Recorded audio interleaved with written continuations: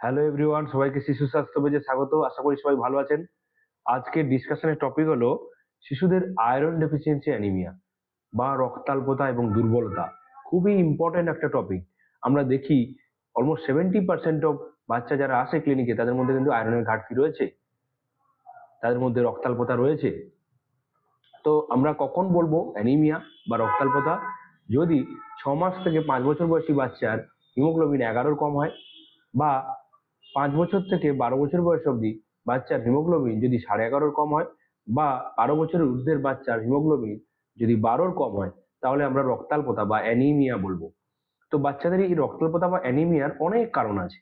তো প্রথম থেকেই যদি আমরা বলি, যদি 6 মাসের মধ্যে বুকের দুধ ঠিক মতো করে না খাওয়ানো হয়, এক্সক্লুসিভলি ব্রেস্ট ফিড না করানো হয়, বা প্রিম্যাচিওর বেবি যারা আছে তাদের ক্ষেত্রে যদি আয়রন সাপ্লিমেন্টেশন না দেওয়া হয়, তাহলে কিন্তু আয়রনের ঘাটতি বা রক্তাল্পতা হতে পারে। 6 মাসের পরে আপনি যদি উইনিং স্টার্ট না করেন, তাকে যদি ব্যালেন্স ডায়েট না দেন, বা এক্সেসিভ কাউ মিল্ক ব্যাফেলো মিল্ক দিচ্ছেন, সেক্ষেত্রে কিন্তু রক্তাল্পতা হতে পারে এবং শরীরে আয়রনের ঘাটতি হতে পারে। আয়রনের ঘাটতি ছাড়াও অনেক ক্ষেত্রে শরীরে রক্তাল্পতা হয়, যেমন কনজেনিটাল হিমোলাইটিক অ্যানিমিয়া, থ্যালাসেমিয়া জাতীয় বিভিন্ন ধরনের রোগে কিন্তু হিমোগ্লোবিন কম হতে পারে। সেক্ষেত্রে আয়রন কিন্তু নর্মাল থাকে। তো কি করে বুঝবেন শরীরে আয়রনের ঘাটতি হচ্ছে বাচ্চাদের? আয়রনের ঘাটতি যদি হয় বা হিমোগ্লোবিন যদি কমে যায়, বাচ্চারা কিন্তু দুর্বল হয়ে পড়বে। তাদের কোনো কাজে ইন্টারেস্ট থাকবে না, ইরিটেবল, সবসময় কান্নাকাটি করবে, জিদ করবে।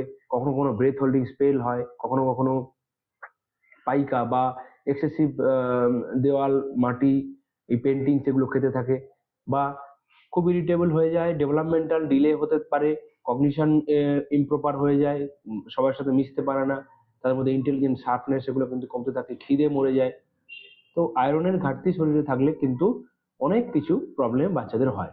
তো এবার আপনি চিনবেন কিভাবে? আপনি যদি উপরোক্ত আমি যা যা সিমটম গুলো বললাম, যদি দেখেন বাচ্চার মধ্যে রয়েছে, এবং বাচ্চা কোনো প্রোফাইল্যাক্সিস শিডিউল, মানে নর্মাল যে আমাদের অল ইন্ডিয়া গাইডলাইন যেটা আছে, ন্যাশনাল আয়রন প্লাস ইনিশিয়েটিভ যেটা আছে, সেইটা অনুযায়ী কোনো প্রোফাইল্যাক্সিস পাচ্ছে না, বা বাচ্চা যদি এই ধরনের কোনো সিমটমস রয়ে থাকে, বা কোথাও থেকে অ্যাবনর্মাল ব্লিডিং হয়, ধরুন ইউরিনে ব্লিডিং হচ্ছে, স্টুল এক্সেসিভ ব্লিডিং হচ্ছে, তার কোনো একটা ক্রনিক জিআই প্রবলেম রয়েছে, যেমন সিলিয়াক ডিজিজ, বা ধরুন inflammatory bowel disease, cow milk protein allergy, এগুলো এরকম মারাত্মক কিছু কিছু রোগ রয়েছে, সেক্ষেত্রে কিন্তু শরীরে আয়রনের ঘাটতি হয়, এবং হিমোগ্লোবিন দেখে কিন্তু আয়রনের সাপ্লিমেন্টেশন দেওয়া হয়। সেটি আপনার ডাক্তারবাবু প্রয়োজনীয় ডোজে বাচ্চাকে দেবেন। এবং এই হিমোগ্লোবিন যদি কম থাকে আয়রনের কারণে, এবং এই আয়রন থেরাপি কিন্তু যতদিন না আয়রন লেভেল বা হিমোগ্লোবিন লেভেল নর্মাল হয়ে যাচ্ছে, ততদিন কিন্তু এই থেরাপি চলবে। এবং তারপরেও 3 মাস এক্সট্রা দিতে হবে, কারণ শরীরে যাতে স্টোরটাকে মেনটেন করা যায়। হিমোগ্লোবিন নর্মাল হয়ে গেলেই কিন্তু আয়রন সাপ্লিমেন্টেশন বন্ধ হয় না, তারপরেও এক্সট্রা 3 মাস দিতে হয়। যেক্ষেত্রে আয়রন থেরাপির পরেও হিমোগ্লোবিন বাড়ছে না, সেক্ষেত্রে কিন্তু থ্যালাসেমিয়া বা অন্য কোনো কারণ, রক্তাল্পতা বা হিমোগ্লোবিন করে অন্যতম কারণ, অন্যরকম কোনো কারণ আমাদের খুঁজে বের করতে হবে, এবং তা বের করে প্রয়োজনীয় চিকিৎসা দিতে হবে। আর ন্যাশনাল আয়রন প্লাস ইনিশিয়েটিভ কিন্তু সমস্ত বাচ্চাদের জন্য 6 মাস থেকে শুরু করে 19 বছর বয়স অবধি। এই ন্যাশনাল প্লাস আয়রন প্লাস ইনিশিয়েটিভের মধ্যে কি আছে? 6 মাসের পরবর্তী বাচ্চারা 5 বছর বয়স অবধি সপ্তাহে 2 বার 1 ml করে 20 মিলিগ্রাম অফ এলিমেন্টাল আয়রন ও 100 মাইক্রোগ্রাম অফ ফলিক অ্যাসিড পাবে। 5 বছর থেকে 10 বছর অবধি তারা পাবে সপ্তাহে একটা করে ট্যাবলেট, তাতে 45 মিলিগ্রাম অফ এলিমেন্টাল আয়রন থাকবে এবং 400 মাইক্রোগ্রাম অফ ফলিক অ্যাসিড থাকবে। আর 10 বছর থেকে 19 বছর অবধি সপ্তাহে একবার করে খাবে, তাতে কি থাকবে? আয়রন থাকবে 100 মিলিগ্রাম এলিমেন্টাল আয়রন এবং 500 মাইক্রোগ্রাম অফ ফলিক অ্যাসিড থাকবে। এছাড়া অ্যাডোলেসেন্টদের যদি হিমোগ্লোবিনের ঘাটতি হয়, তার কারণ খুঁজে বের করতে হবে। এক্সেসিভ ব্লিডিং, মেনস্ট্রুয়াল ব্লিডিং, এগুলো খুঁজে বের করতে হবে। Any kind of blood loss, bleeding diathesis, congenital bleeding disorders, এগুলো কিন্তু আমাদের খুঁজে বের করতে হবে, এবং রক্তাল্পতার কারণ বের করে তার চিকিৎসা করতে হবে। যদি আয়রন, আপনি কি করবেন? সিমটমস গুলো দেখবেন, যদি সিমটমস গুলো থাকে তাহলে আয়রন থেরাপি শুরু করবেন ডাক্তারবাবুকে দিয়ে।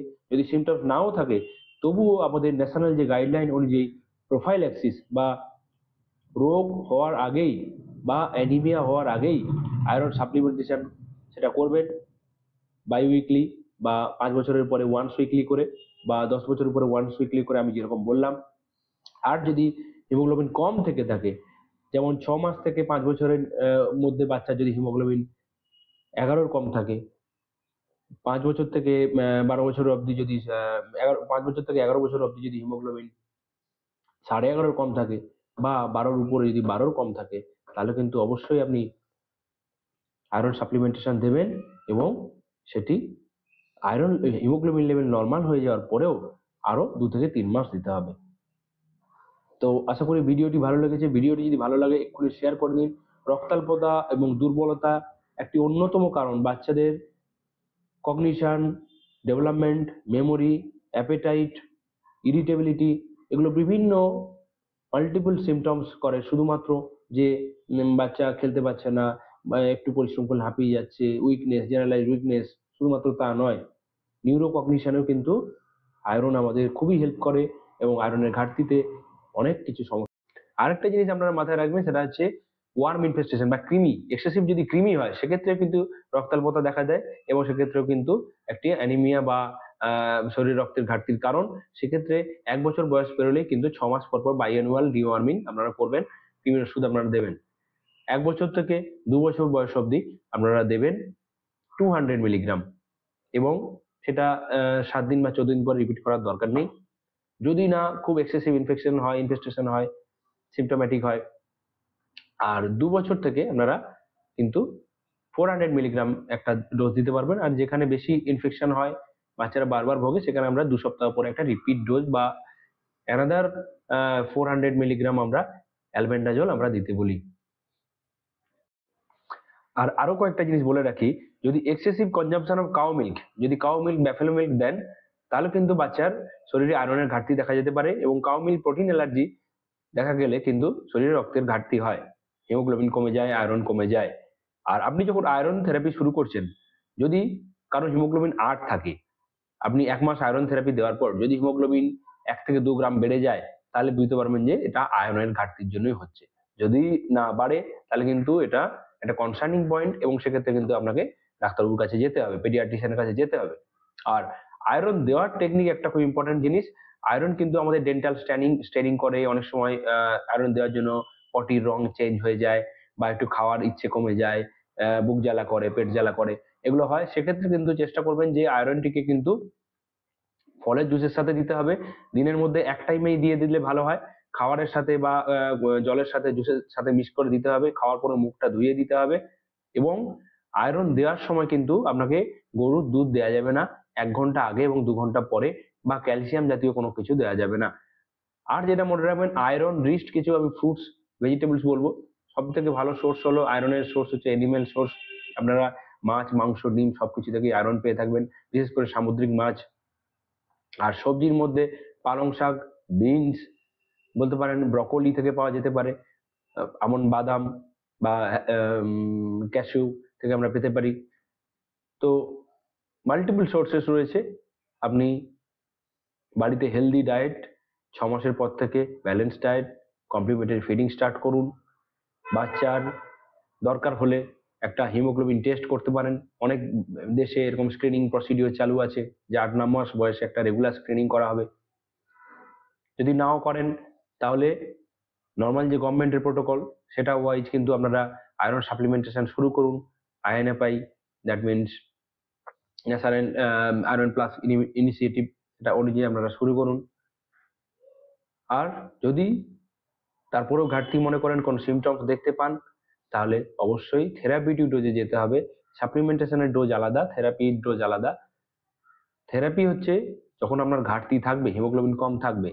আর প্রিভেনশন বা প্রোফাইল্যাক্সিস, যেটা গভর্নমেন্ট প্রোটোকল, সেটা হলো যদি বাচ্চার ঘাটতি নাও থাকে, হিমোগ্লোবিন নর্মাল থাকে, তবুও কন্টিনিউয়াসলি সেইগুলো পাবে।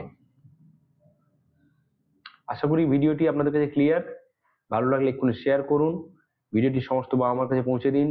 অ্যানিমিয়া অ্যাওয়ারনেস বা রক্তাল্পতা নিয়ে এই অ্যাওয়ারনেস কিন্তু আজকের লড়াই নয়।